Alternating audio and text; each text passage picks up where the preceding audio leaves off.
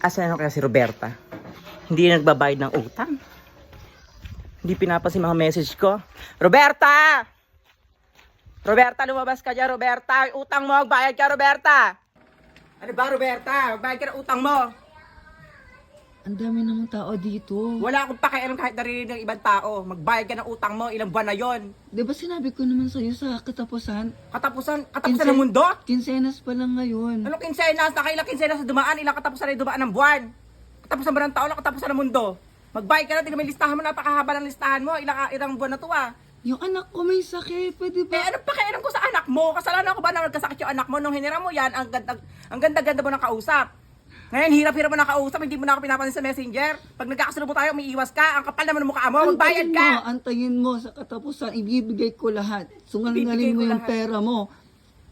Pinagkirap ko pera ko na Di yun. mo nakikita may sakit yung anak ko. Wala akong pakialam sa Lumayas sakit ka ng dito anak sa mo. bahay ko. Lumayas Aba, ka. ipapabarangay